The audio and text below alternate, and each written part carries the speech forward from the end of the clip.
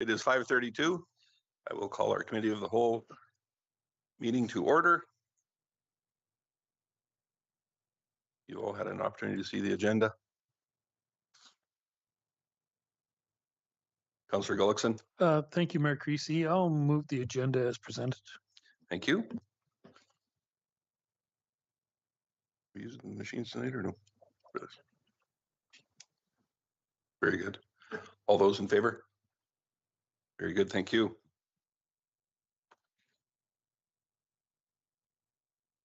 We're going to start out with our reports to committee. And looks like Manager McKinnon's ready to roll here with the item 4.1 tax exemption of affordable housing accommodations. Whenever you're ready to go, the floor is yours. Thank you, Mayor Creasy, and welcome, Council. Tonight we have some special guests with you. I'd like to introduce, we have Riley Kloss and David Clark with Wild Rose Assessment, who are here to help us answer any technical assessment questions that is beyond our capacity. So if you have some while we're going through the presentation, save them for our assessors to see if they can help us figure it out. So tonight we're reviewing implications of Bill 20. This is the Municipal Affairs Statutes Amendment Act on property tax revenue for the City of Lacombe. We will discuss the option of reinstating municipal property taxes on exempt affordable housing accommodations. So Bill 20 was passed in May 2024, exempting subsidized affordable housing from property taxation beginning in the 2025 tax year. Ministerial Order 2024-011 outlines the criteria to be considered affordable housing accommodation. There's three main points. It has to operate under an agreement of a government entity. It offers rental rates below market rent, and it's owner operated by a not-for-profit or similar organization. In my report, I mentioned not-for-profit, but there are, in fact, properties that are for-profit that are considered affordable housing accommodations. And Wild Rose Assessment had looked up some examples for us. The province still designates whether they meet the affordable housing criteria. So in Lacombe, we have two properties that qualify for this new exemption, the Lacombe Foundation property and the Parkland Community Living property. The financial implication of this tax exemption on the City of Lacombe is $24,400 less in municipal revenue annually. Reinstating this could recoup lost revenue, but might restrain the financial operations of these not-for-profit agencies. The social impact of this exemption supports affordable housing by maintaining below market rents for vulnerable populations. Reinstating this tax may lead to rent increases or reduced services, undermining housing affordability. The operational impact of this exemption is administration must create tax codes and collaborate with Wild Rose Assessment to ensure compliance. Reinstatement of this tax requires passing a new bylaw to reintroduce taxes on affordable housing. Now, if we did reintroduce taxes, that would only be the municipal portion. These would still be exempt from these school requisitions. Key considerations: affordable housing is critical for vulnerable populations, especially in today's market. Non-profit housing providers face challenges like rising operational costs and limited funding. Tax exemptions provide financial relief, enabling nonprofits and others to sustain tenant affordability. However, the city still provides essential services to these properties, which rely on municipal revenue to do so. Options for council is to maintain the exemption, which supports provincial goals of affordability and allows the organizations to focus resources on tenants without financial strain from taxes. Reinstating municipal taxes helps us maintain our $24,400 annually, helping fund essential services. Just a reminder, though, the exemption for the school requisition would still be in place if we brought a bylaw back to reinstate the municipal portion. The Bethany Group and Lacombe Foundation have formally requested the exemption be maintained. Town of Black Falls just recently passed their third reading of a bylaw to reinstate municipal taxes. I look forward to hearing council's input on and their direction. Any questions for ourselves or Wildrose Assessment? Thank you, Manager McKinnon. Councillor Hoekstra. Thank you, Mayor Creasy. So a few questions, I'll just sort of throw them all out at you and then, so did this start in 2024? And so, and if, then you made the comment that it focuses the resources on the tenants. We don't have any guarantee that that is what will happen with this new amount of money, correct?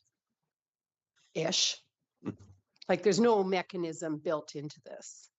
No, there's no automatic that a reduction equals a reduction in rent. Correct. Okay. And does our budget 2025 include this 24,000 less in terms of tax? Like, is it already recognizing this? It's not recognizing the exemption. We assumed we were going to collect the 24,400 We assumed we were going to collect. when it. we passed our 2025 budget, because this is next year's taxes. Right, correct. Okay.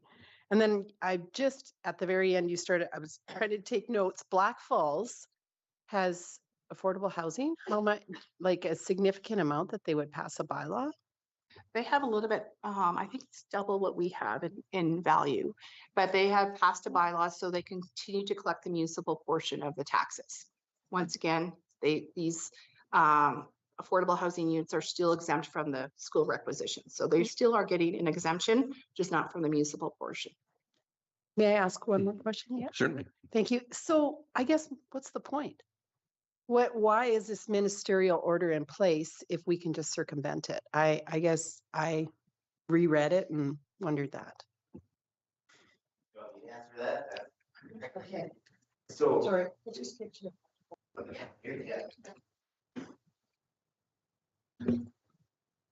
Going here. So to answer your very first question, like where did this just come out this year? Yes. It came following the right at home decision, which was a City of Edmonton appeal case having to do with low income properties and exemptions. It's been a big battle in the big cities mostly. The way the legislation reads, in order to be exempt, you through COPTA right now, you have to be a nonprofit organization and fully restricted, or sorry, non-restricted and charitable or benevolent.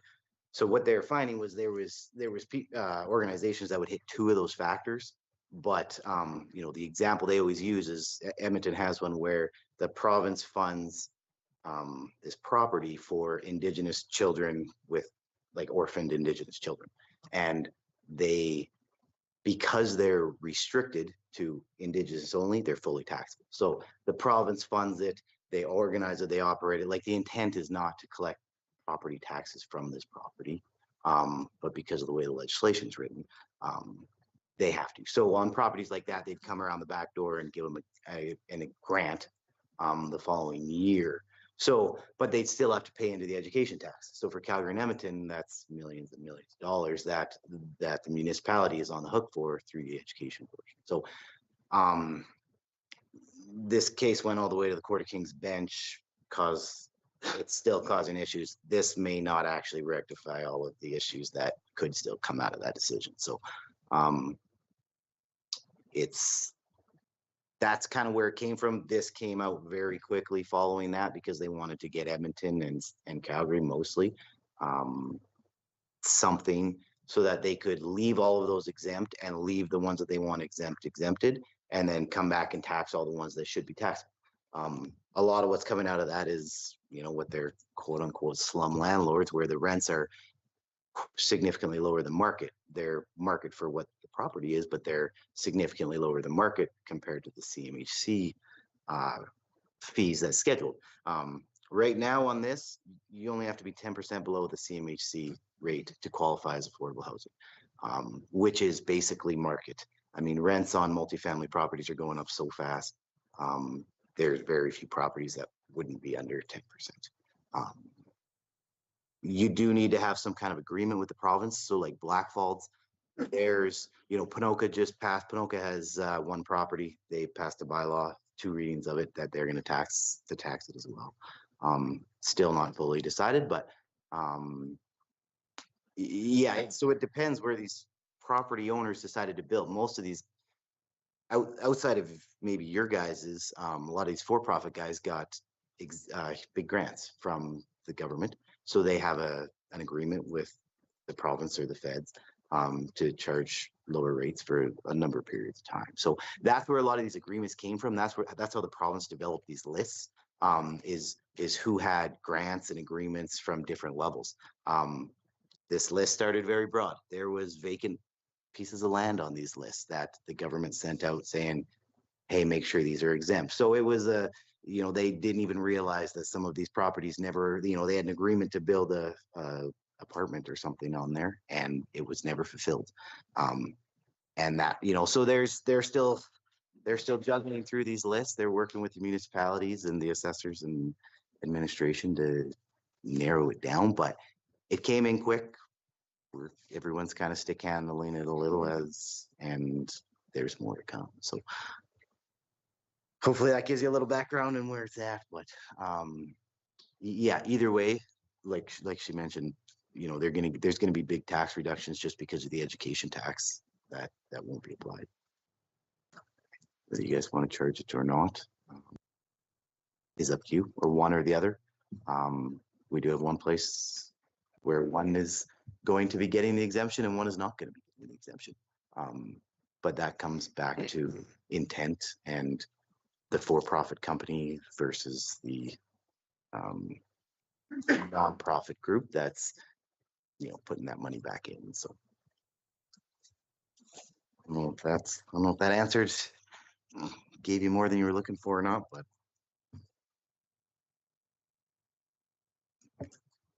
Councillor Dallas? Thank you, Mayor Creasy, and my apologies for maybe I missed it. So these 2 listed properties in this are currently being charged, and when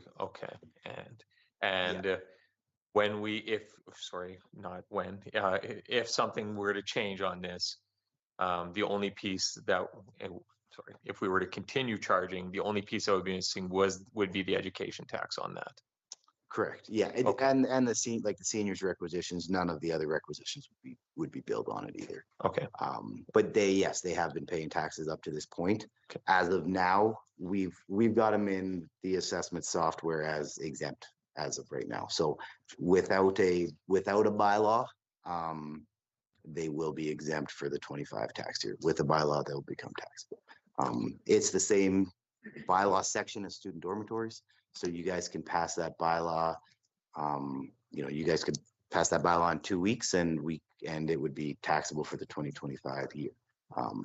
The section above it, you need 12 months notice and written notice to the owner in order to take something that's exempt and make it taxable. But this is not. This one doesn't qualify in there. Thank you. Do you mind if I ask? Go ahead. Sure. So the one organization, I think we have a council member on their board, that is the Lacombe Foundation, and then Parkland Community Living. Is that Parkland Community Living and Support Services, or are they a separate organization? This is different than that one that works with people with disabilities and such. No, that would be the same organization. They've got a house here in Lacombe that would become exempt, or that, sorry, is exempt, but is the subject of this Sounds good. discussion. Thank you.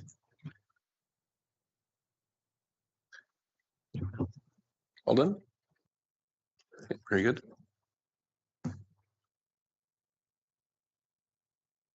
So I don't see a lot of others. This one, I don't know. As I read through this, I kind of struggled with it. I mean, all of the reasons that are outlined here, rising operating costs and expenses for maintenance, utilities, and day-to-days. I mean, everyone's faced with that. As far as depend heavily on municipal exemptions to continue providing affordable housing. Well, I mean, this has only been in place for a year, so don't know if that's necessarily accurate. I just, for all that we exempt, everybody else has to pay a little bit more. And there's a good number of people who have no way of being anywhere near an exempt status that are struggling to get by. And I'm just not, I don't know, like I said, this is not, it sounds good in the surface and it's a good thing to keep affordable housing afloat. However, it does have impacts on the rest of the community. So I'm not totally sold one way or another. I look forward to seeing what other council members have to say. Councillor Hibbs? Thank you, Mayor Creasy. Just for my own clarification, and maybe I'm just being a little dough-headed after a long day, but can we sort of clarify the difference between Bethany Group, Lacombe Foundation, and then who Parkland is? I'm not very clear on that. So if somebody could clarify that, that would be fabulous. See you, Gladdy. I will do my best. I'm less familiar with Parkland Community Living, so if there's anybody that knows more, jump in. Lacombe Foundation is actually the group that requisitions, so they are the seniors housing agent for this area. They have the power to directly requisition based on assessed value, provide housing. The Bethany Group has been contracted by the Lacombe Foundation to act as the management body and the CAO for the Lacombe Foundation. So they do not have direct requisitioning powers. They're just they act as a contracted management. Parkland Community Living, my understanding is it's a support agency that helps adults living with developmental disabilities. And I actually wasn't very familiar. Even when this list came out, I had to ask the province, well, I've never heard of this. What is it? And so they have it's only one house in the community that was built in, I think, the late 90s, and it has multiple semi-independent living units within the sort of a shared common kitchen and things like that. Could I ask one more follow-up? Certainly.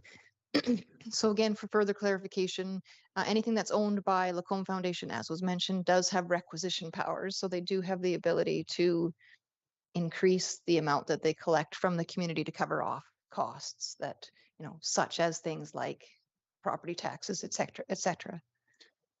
No, actually, I thought the same and reached out to the Bethany Group to say, well, yeah, you can't just increase requisitions.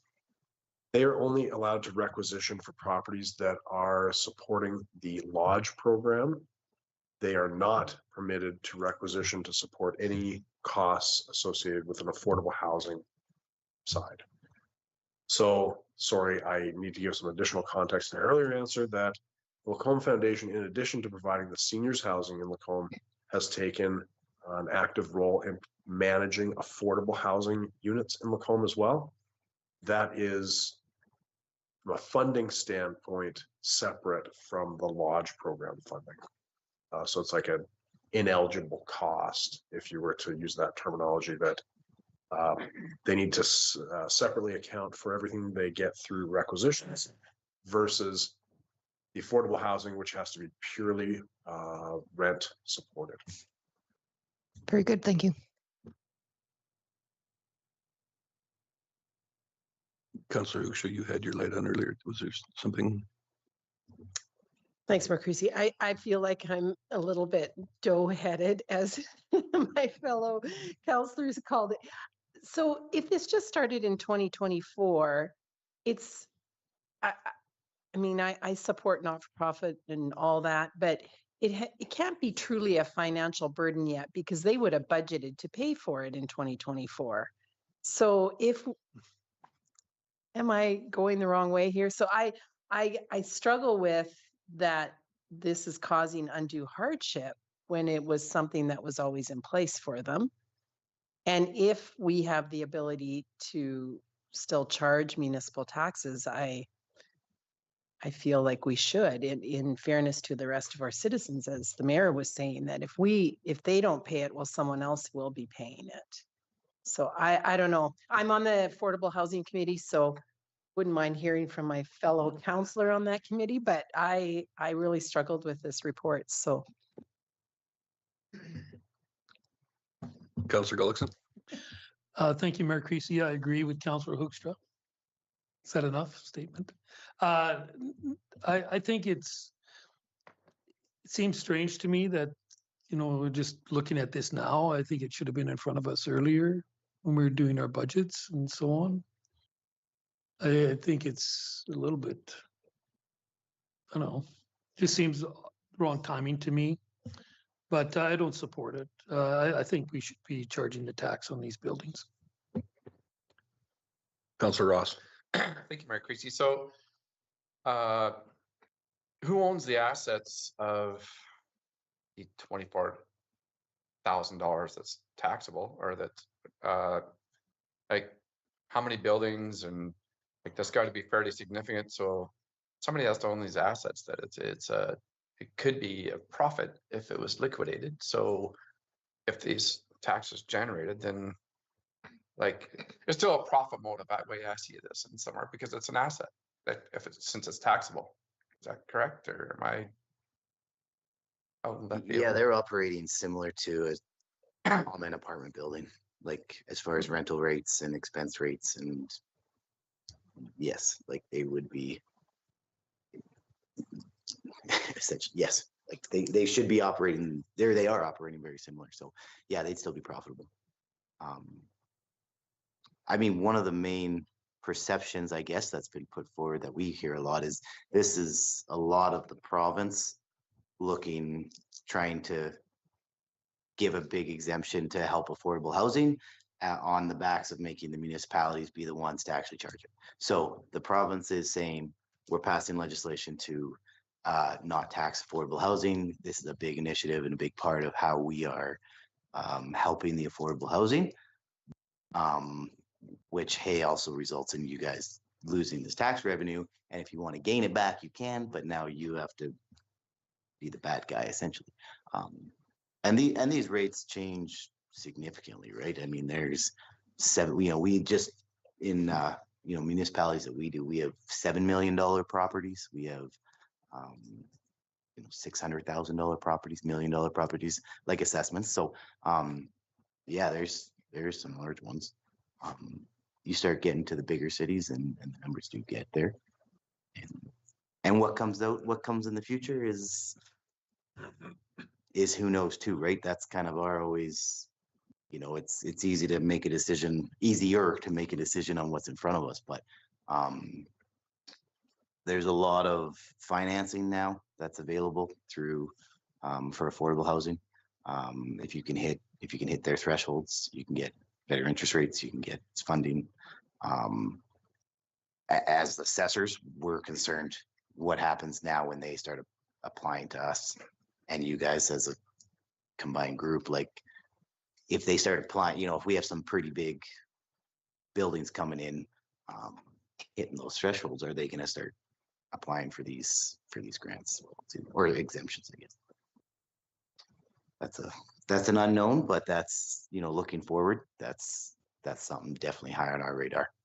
Is if you had a $10 or $12 million apartment come in that is getting partial affordable housing funding, and they can prove it through their financing and through their rates for a certain number of buildings for a certain amount of time, or a certain number of units for a certain number of time, how's that going to affect their taxes or their exemption?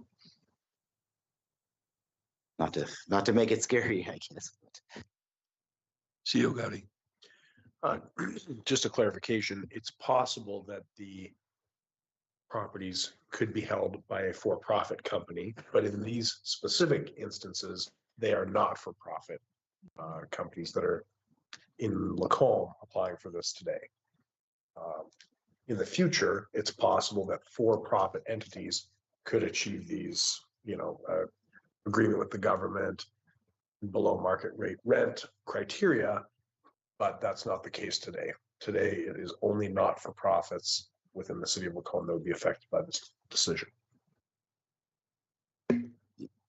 Yeah, sorry, I would say majority of ours are for-profit. Like majority of the, amongst all of our municipalities that have these, are for-profit companies. They just receive grants. They receive, typically large grants. So 10 to 20-year paybacks where you have to charge typical affordable housing deals. You have to charge certain percentage rate rent for a number of years. But yeah, he's absolutely right. Councillor Konik? Thank you, Mayor Creasy. I'm just looking at the budgets. We did, for the Lacombe Foundation, we did pass the budgets at our last meeting for both the lodge and the affordable housing. In both instances, for both Lacombe and Black Falls, they have, they're assuming they're paying the taxes. They have it in there. So they, and I'm just trying to figure out, you know, if they didn't have to pay, where would that money go? Yeah. Invariably, it might go towards maintenance, or it might, but I mean, they've planned for it. They've paid it in the past. I'd love it if that would translate to lower rent, but it invariably, it won't, honestly. I mean, so yeah, I don't know. At the end of the day, I think they've clearly budgeted for it because they anticipate having to pay it. And yeah, I think going forward, we should keep going and charging that taxes. Thank you, Councillor Hibbs. Thank you, Mayor Creasy. I appreciate the fact that it was brought up that this is really a download from the province. Like we've seen many, many times. We've said that at this table many, many times. It's hard to say no to this because, of course, that makes you look like the bad guy. But the fact of the matter is, if this is a provincial responsibility, if they were funding or granting appropriately, we wouldn't be put in this situation. So I realize this is just information and we're not making a decision tonight, but there's just nothing about this that is even remotely appropriate for us to having to be dealing with. This is 100% should be called out as download from the province, and we should say no thanks. Councillor Dallas? Thank you, Mayor Creasy. I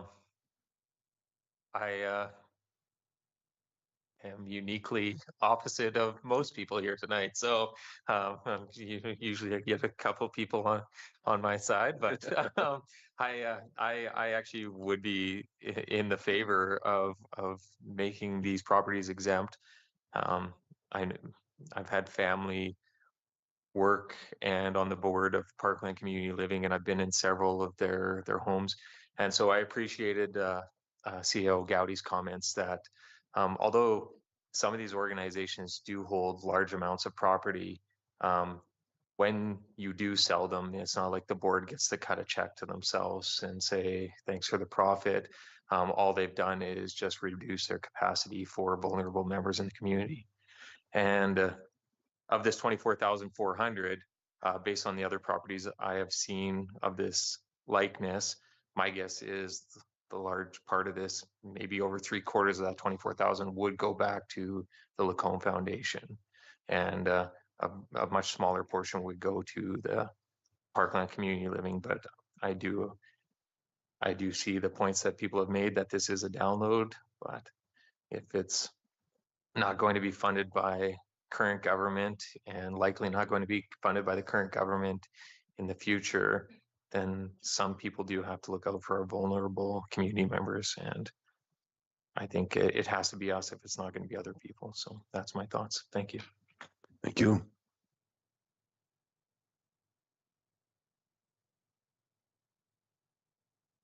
I see no other lights on. Appreciate your presentation. Certainly some something for us all to think about further.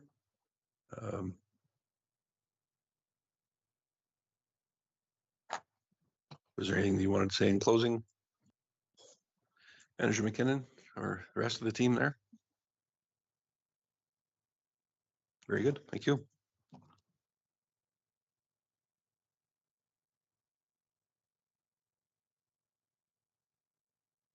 Oh, talk's over. Councillor Hoekstra, go ahead. Thanks, Mayor Creasy. So it says here, we may choose to acknowledge this report and take no further action. So if we do not do anything, even though this is a committee meeting, it feels like the spirit in the room is that we would like to have a bylaw prepared that they would continue to pay taxes. So what is the strategy or what is the method that we go about doing that, asking for that?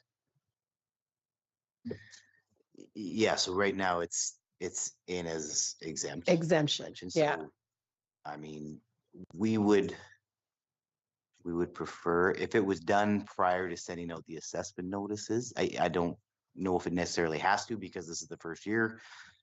Nobody's seen the backlash of sending out an exempt notice and then deciding, oh, let's tax it, and sending a revised notice with the Right. tax bill on it.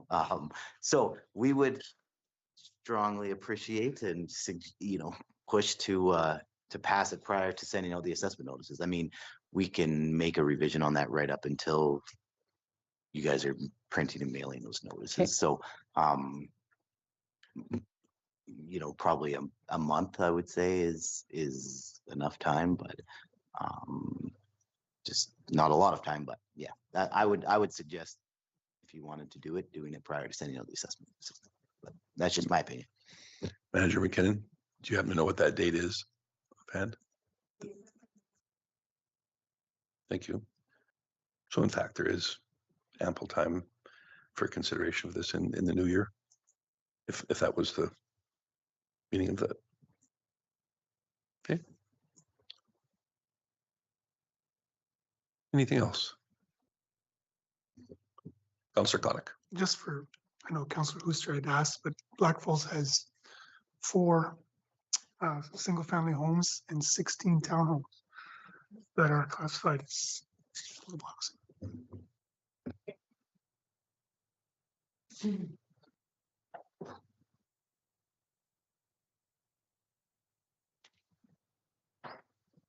Very good. I think we'll move on to the next item then. Item 4.2, residential subclasses. That was brought up earlier by a notice of motion, I believe. And this time we have our financial analyst, Michael Levia. Appreciate you joining us this evening. Floor is yours. Thank you, Mayor Creasy. My name is Mike Levier. I'm a financial analyst at the city, and I'm here to discuss residential subclasses. At the August 26th meeting, administration was asked to investigate the use of subclassing residential property to encourage compliance with the city's community standards bylaw. So the MGA provides for quite a bit of autonomy in creating these subclasses, as it states that a council may divide Class 1 residential into subclasses on any basis it considers appropriate. So this report in front of you, it takes a step back from that initial direction and just looks at subclassing as a whole in Alberta before tackling the community standards issue, because it is quite a big topic. In the analysis section, we have 2 tables there for you. The first is our findings among the City of Lacomb's comparators.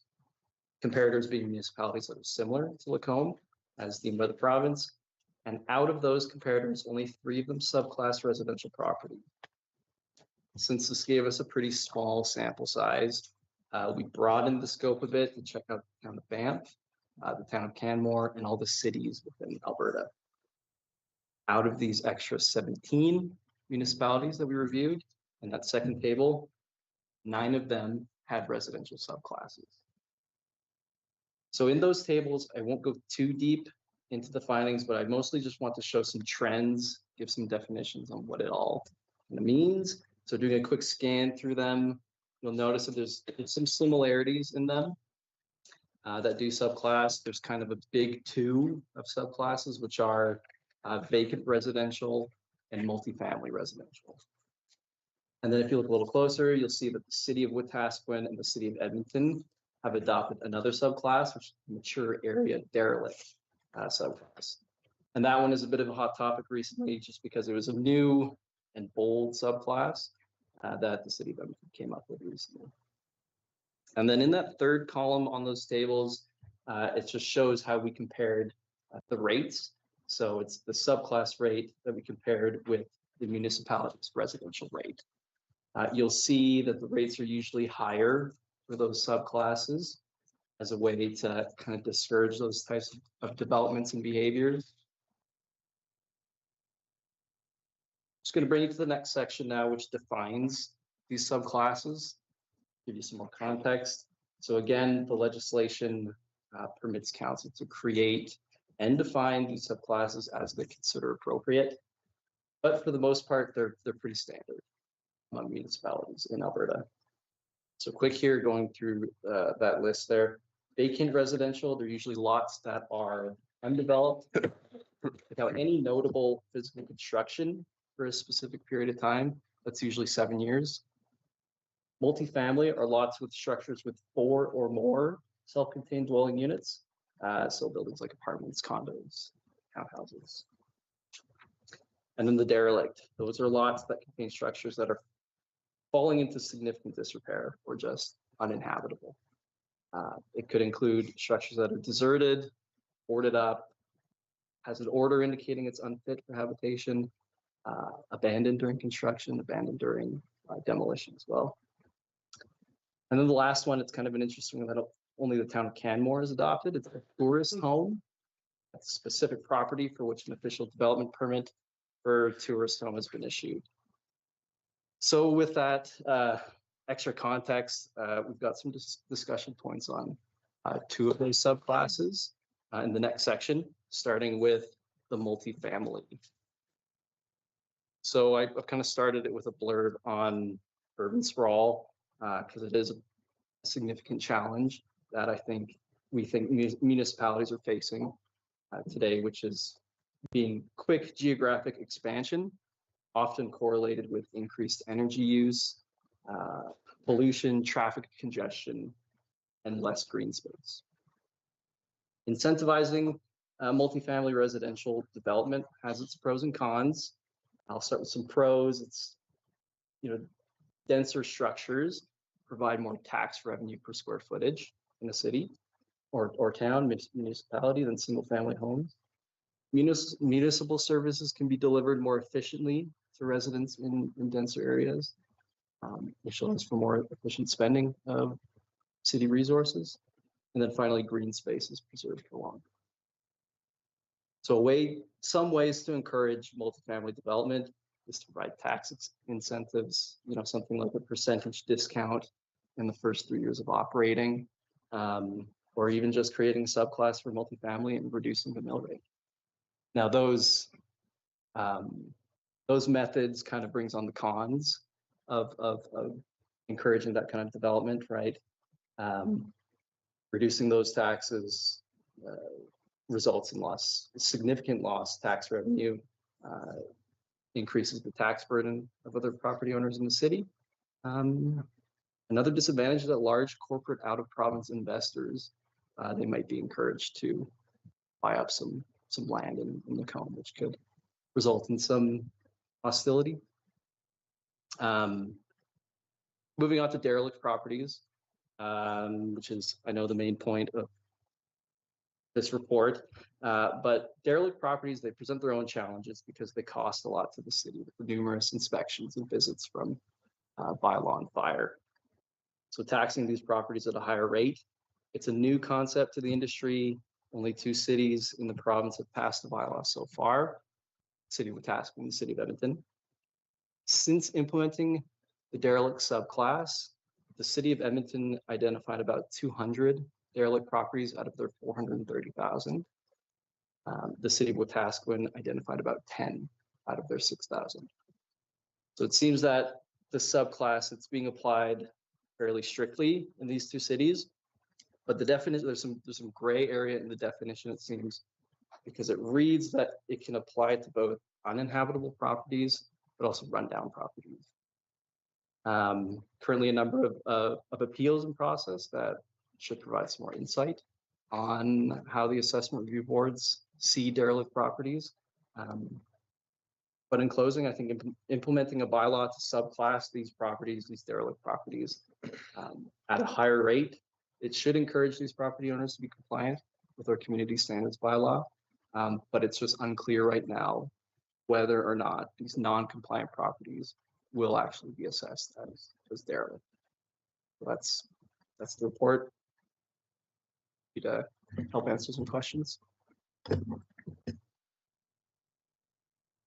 Appreciate that, Mike. Thank you. CEO Gowdy. Just wanted to add a little bit more context about the adherence to the community standards bylaw.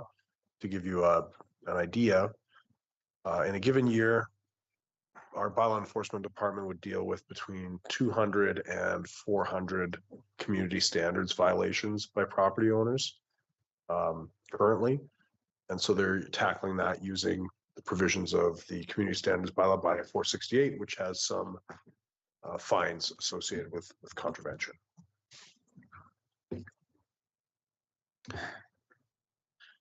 But out of those 200 to 400, that's a far more economical means to try to address those problematic locations than what this ever could be.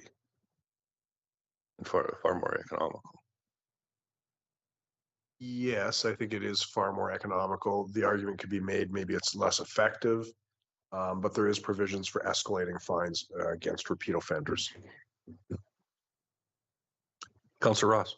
Thank you, Mayor Creasy. So economical, but does this give our administration another tool? How many times is each year these are repetitive properties? Does this allow another option of penalty to have a deterrence, or is this 200 to 400 properties, the same ones each year? Or does this option truly give another tool to permanently deal with some of these properties?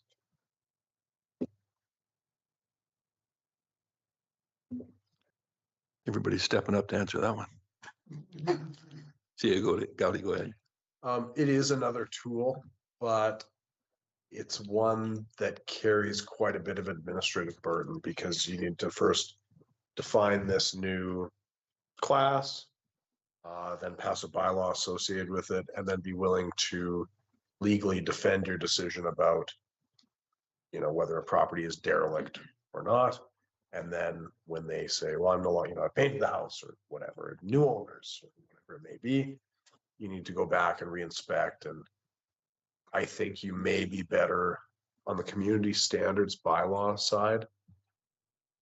I think it would be more efficient to just make sure that our enforcement strategy is escalating those fines against repeat offenders so that they are facing, if you're facing a $500 ticket, that's a higher premium than many municipalities are putting on derelict properties anyway, in terms of a percentage of their overall tax rate.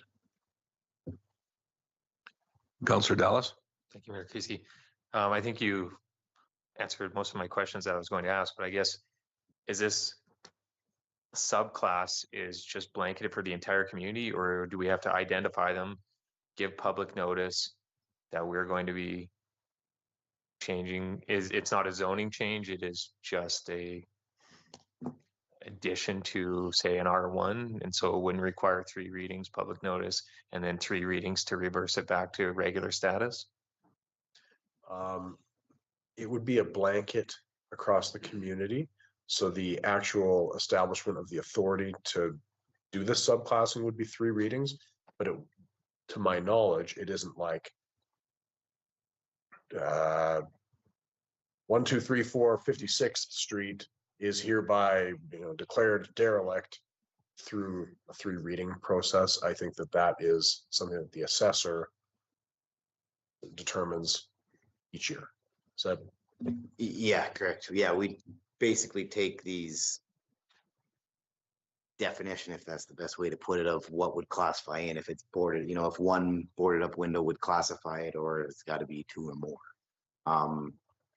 We'd cross it, like basically we'd work with your guys' team to we'd take our improvement values that are extremely low. So we've got, we know there's a house or a garage there, but we've got next to no value on a house. Well, it's probably abandoned or condemned.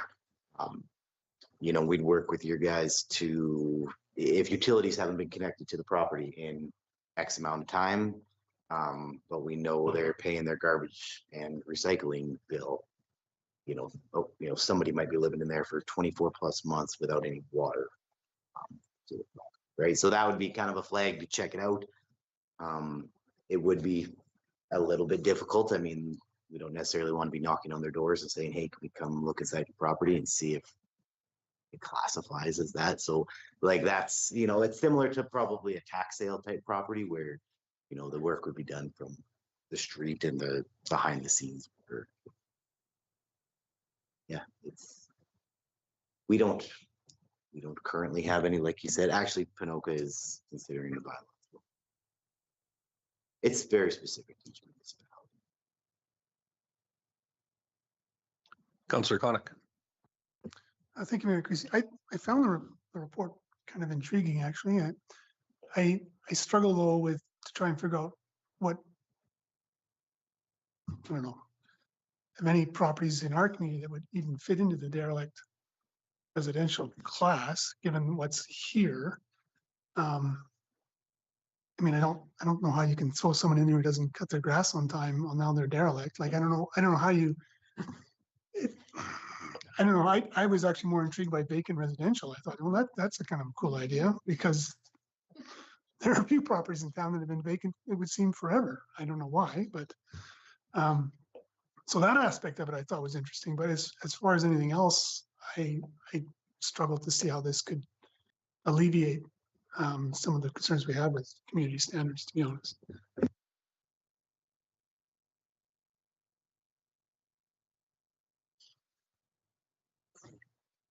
Councillor Dallas. Thank you, Mayor Casey. Yeah, I agree with the comments about vacant. That was, I'm struggling to see effective implementation for our derelict properties, but you know, I saw a vacant and it seems like you have a carrot or a stick option here with those, and increasing property tax rates for properties that could be developed within a certain amount of time. But outside of that, I'm not really sure how else to use this. Thank you. Councillor Ross. Thank you, Mayor Creasy. I completely respect the efficiency, because we're all obviously weighing out what gets the end result. To review some of the bylaws, there's obviously some certain areas you can follow within you have to follow the MGA. Others you can strictly write the ticket, and some of that's kind of frustrating because it's a lengthy process. But all due respect, I think the enforcement has to be reevaluated, and some responsibility and accountability of taking the action, I guess, rather than the complaint driven. I think it just could be demonstrate that we're more proactive. I looked at, I guess I can compare about Edmonton. It was like an option. How do we eliminate some of does it long term eliminate the repetition and de-escalate the fines, and to eliminate a lot of the hours and hours administration goes to the repetition once every year. So that's frustrating as a councillor. You're hearing from that from citizens, where it is the same ones that are in violation of our community standards. But I think there's some areas of improvement from top to bottom that makes it easier for all. So yeah, I was just, when I heard about this and somewhat with Edmonton, it was like, is that an option to get rid of some of the repetition? Councillor Hibbs.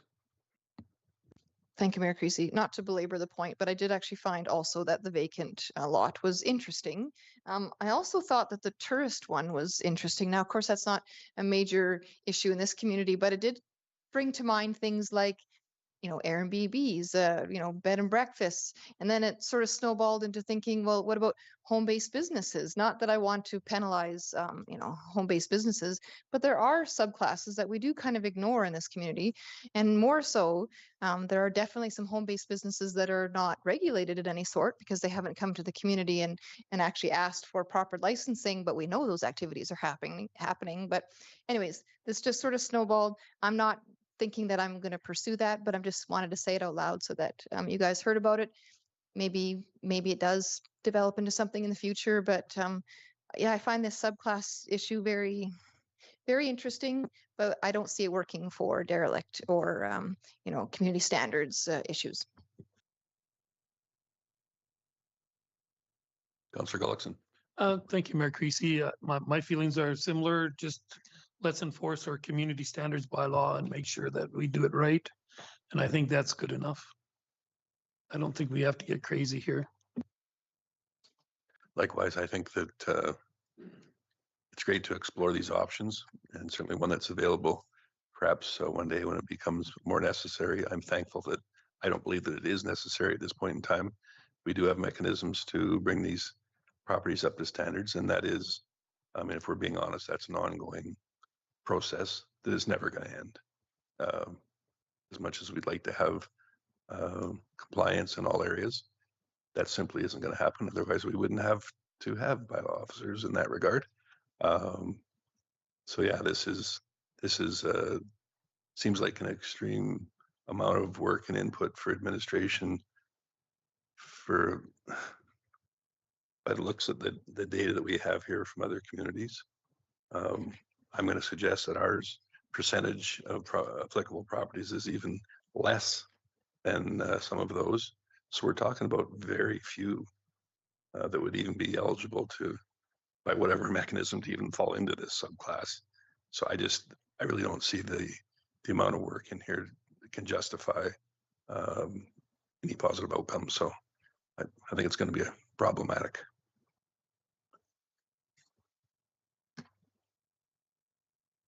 Anyone else? We appreciate the presentation. Thank you.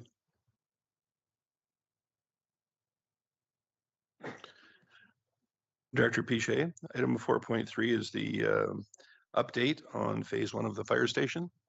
The floor is yours. Thank you, Mayor Creasy. I'm just going to grab the remote here.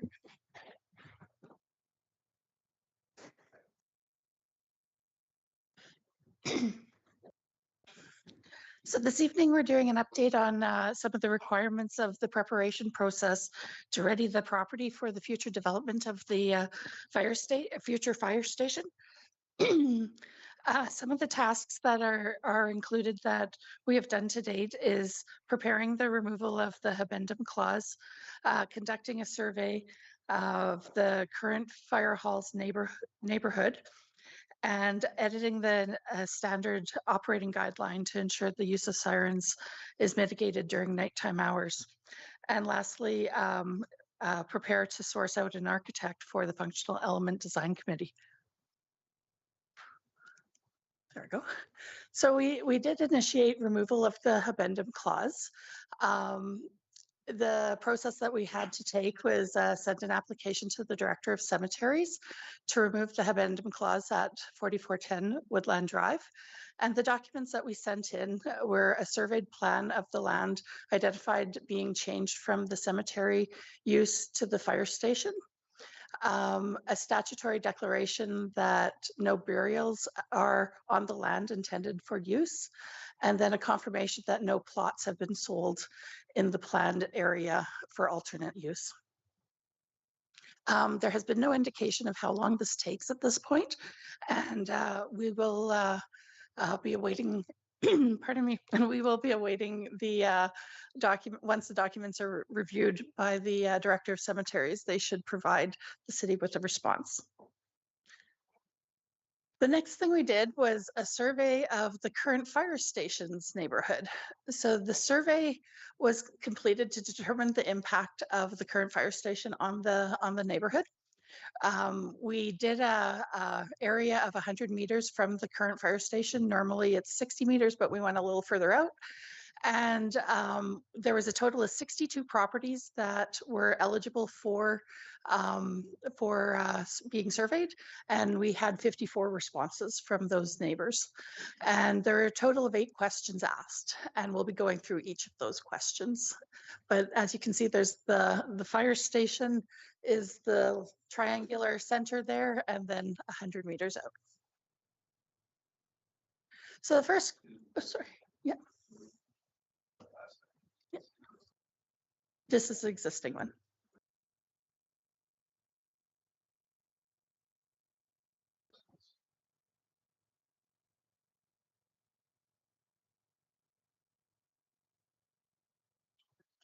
Yeah, that was the question when we were doing the communication for the location of the new fire hall, that we did pull the current the current neighbors of the fire hall that we have now. And that we figure out what the impact is, if there was a detrimental impact, or if there's no impact really. So we just want to be able to allow the new neighbors of the new station some information of what the other residents or neighbors experienced with the other fire hall. Thank you. So the first question that was asked was, overall, how was living by the fire station impacted your life or sense of community? Out of the 54 responses, there was one negative. 15 or 28% had no impact, and 38 or 70% said it was positive. So 98% of the people didn't mind having the fire station in their neighborhood. 2% felt that there was one, it was negative. We also, two of the questions that we asked were their length of time in Lacombe and near the fire station, the current fire station, and it ranged from 1 month to 39 years. So some people have been there for quite a long time. The average length living in Lacombe for those neighbors was 10 years, and the average length for the ones that were living near the fire station was 7 years. So some of them have moved around. The next question we asked was, does the fire station and its members affect your activities when they're conducting training on the apron? Out of the 54 responses, 51 of them said no, and 3 of them said yes. And when we asked how so, their comments were noise and lights would shine in their windows, training could be loud and late, and then one person thought it was free entertainment and enjoyed to watch it. So there were some positives in their yeses. The next question was asked was, how would you describe the overall impact of lights and sirens around the fire station? And they had 3 choices. So it was like very disruptive, somewhat disruptive, and not disruptive. 3 of the responses were somewhat disruptive, and 51 of the responses were not disruptive. So that was fairly positive for us. And then what, if any, are the positives living close to the fire station? A lot of them felt safe and secure. There's a lot of responses about that, and the fast response, which I kind of lump in together, but they were separate. So 11% loved the entertainment. There's an entertainment. I did not expect that. 2 responses loved the snow priority access there. They were happy to have that instant response when there's snow clearing, and then 4 of them gave no answer. And then what, if any, are the negatives living close by? So there were some comments about noise. 7 members said or 7 residents said there was there was some noise, and it was in variations. Some people said it's sometimes noisy, but not really. But anything that had a comment about noise, I lumped into that section there. One person said that there's congestion, and if they were right behind the fire hall, I could absolutely understand that because there's not a lot of excess parking there. And then 41 of the people responded that there was no negatives, and then 5 people did not answer that question. And that was the survey itself, and then which actually takes us right into the use of sirens use of sirens in residential areas. So we did edit the standard operating guideline for vehicle operations. So when there's an emergency or hot leave of the fire hall, we've edited it to say that during the hours between 7 a.m. and 2200 hours or 10 p.m., all emergency warning systems, including sirens, will be activated. But between 2200 or 10 p.m. and 7 a.m., officers shall evaluate the need for full activation of all warning systems based on the following situational factors: And it's going to include your traffic conditions being considered, discretion with low traffic areas where lights alone may be alert other road users. Community impact is also a key consideration with efforts to minimize unnecessary noise in residential or quiet zones when it's safe and appropriate. And then road conditions must be assessed to ensure that visibility remains a priority, particularly on poorly lit roads at intersections. And then the next item that we have to consider is moving forward. And our next step moving forward is going to be the Functional Element Design Committee. And so what this is that we've set out a RFP for like request for proposal, and we've drafted and posted it on the Alberta Purchasing Connection. And we're sourcing out an architect to help lead us in the Functional Element Design Committee. And they're going to be our subject matter expert, as well as our facilitator for this. Included in the Functional Design Committee is going to be the two representatives from Lacombe, and I believe that's Councillor Gullickson and Councillor Hoekstra. And then we'll have our fire chief, we'll have Lacombe administration, and then we have one representative from Lacombe County Council, and I believe that's Ken Weinick, is my understanding, and then a Lacombe County administrative staff, and then provincial stakeholders. So that could be with AHS for that. So, and then once we have the key deliverable of the functional element design, this committee will be disbanded upon council's adoption of the functional design and with an acceptable budget estimate for the new fire station. And at this point, if there's any questions, I'm happy to answer them. Thank you, Director Piche. Councillor Gluckson, go ahead. Thank you, Mayor Creasy. Why do we need a architect? Are there not hundreds and hundreds of fire halls already built that would be very suitable for our needs? I have to say, I don't have the expertise to design or say what needs to be in each and every component of the building. That's where I think the expertise of an architect will help us facilitate and ensure that we meet all the needs of the various components of the fire station. I think that they would be quite useful. Go ahead. Thank you, Mayor Creasy. Can I ask the cost of the architect? Is that a question that you have an answer to? So we don't have the proposal for a cost usually, right now, sorry. Usually the cost for design will be around 5% of the project cost. To answer your earlier question, it is required by the National Building Code that when you have buildings of a certain size, which this would far exceed, you do require an architect. I was going to add into that. So with the building code, also these services of several different engineers of varying disciplines are required as well.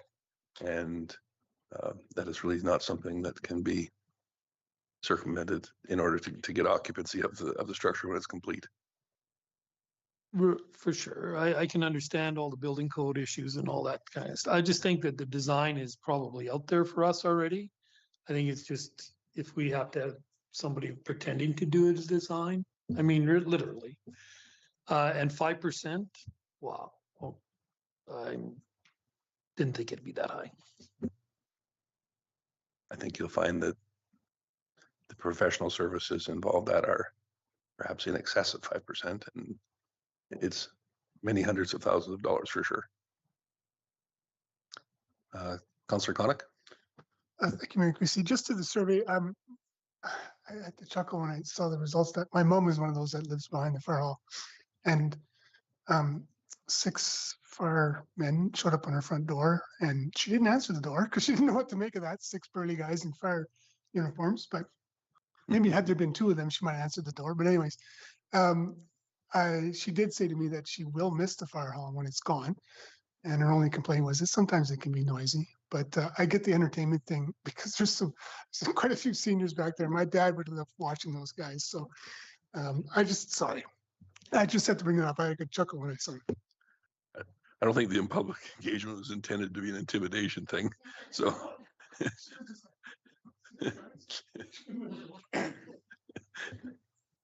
Councillor Ross? Thank you, Mayor Creasy. I do appreciate the timeframes, because all due respect, I've heard them at 1, 2 o'clock in the morning where there's not a vehicle in sight on 2A at that time. And that is the only comment I've ever heard negative about the fire department is why, or even like 1, 2 o'clock in the morning on a residential street. There's no, like, you know, I worked EMS for 6 years. It was for the purpose of getting traffic to yield to you. And if there's no traffic, it's like, then where's the need? And it was always kind of a rival between EMS and fire for them reasons. And I always shook my head. But anyways, I think it's making the effort to represent the citizens that use your discretion with common sense. So. Director Piche, maybe I missed it in your presentation, but is there a date for the first meeting of the Functional Design Committee yet or no? No, not as of yet. I've just been answering questions this last week. I've put out the first addendum for the RFP on Friday. One of the things was that they did request an extension over the holidays and such. So the RFP will actually close on January 13th. Originally I had it on January 6th, but we've given a extension. So now the contract will be awarded the week of February 3rd with the change of the dates. So I'm anticipating towards the end of February, by the time we get everything sorted out, for the first initial meeting of the functional element design. Okay, I guess just in fairness to all the members in that committee, I hope there's at least a few weeks of notice. Oh, yes. That tends to be a popular time of year to be perhaps away for many people, and they would prefer more notice as opposed to less. Noted. Thank you. Councillor Ross? Thank you, Mayor Creasy. Kind of alluding to Councillor Gullickson's comments. You know, like if there's Lafarge built a brand new one in Kalmar a few years ago. I think Chandos built the last two of Red Deer cities. Eagle did the one, I think, at Carstairs. Like, isn't there a significant amount of examples and already that you can kind of take advantage of saving some of them? And I have to respect, like, I guess Mayor Creasy can allude to, you know, like the cost went through even with public works, but I mean, there's so many examples of comparable, of just tweaking that I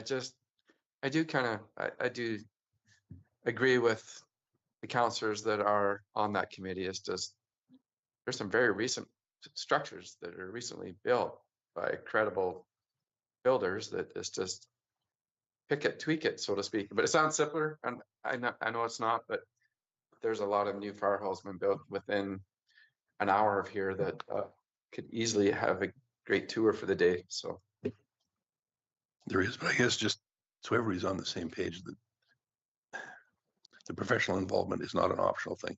This is a requirement that is legislated. It's not an optional thing, as much as any of us may or may not want any particular entity involved. It's, this is not an opt-in thing. It's a requirement. Chief Gowdy. Yes, thank you. You took some of the words out of my mouth, but also we will be planning for a tour of those facilities, some of the ones within this area, with the committee members to take a look at those. The architect that we work with and ultimately select, I'm sure, significant experience designing emergency response stations, and they will use that past knowledge to deliver this project as well. But all of those fire halls that you spoke of would have also had an architect involved when they were constructed. I guess perhaps on a less financially impacted area, even with housing, there's still engineers involved on many items within the home, with structural systems, floor systems, roof systems, that kind of thing. Even though lots of people don't really know that, it happens on each and every one of them. It's not like it's you choose to on 1 and 10. Yeah, they're the same. It's close enough. You don't need that involvement. Yes, you do. It is by law. So with that in mind, do we have any other fire station questions? Councillor Dallas, go ahead. Thank you, Mayor Creasy. Yes, thank you for reiterating that point. And yeah, there's nothing saying that perhaps our architect does not already have building designs that they have used before that they can purpose for us and ultimately lead to cost savings or reduced expenses on that end. Thank you to our members who joined this committee. I appreciate it, and I'm grateful that you had the time available. And I think there's many of us that would have liked to have been on this, and unfortunately, our schedules just were not as fluid to be able to commit to this for the timeline that that other people were able to make a priority. So thank you. The other purpose of this, I think, is just to remember going forward, this is a building for the future, for growth, and our goal is not to make it as small as possible. And although financial and fiscal responsibility is very important, we have to understand that we are planning for the future as well. So that's just my thoughts on that. Thank you. Thank you.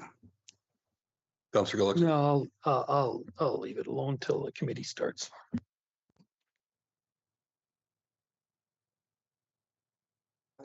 It's good to have lots of different perspectives on a committee like this. Kind of the way I was going to go. I think that's all the regular business that we have. I'll just go over our next meeting, which seems odd to see that 2025 behind all of these meetings. But in consideration of the start of next year, we have 3 regular council meetings in our scope right now. All of them are on Mondays. First one being January 13th. Late in January on the 27th. And then February 10th. All will be at 5:30 here in council chambers. Please add those to your calendars. I believe that's all the business that we have. Councillor Ross. I'll make a motion to adjourn. Thank you very much. It is 6:45. All those in favor of adjournment? We are adjourned. You did. Thank you.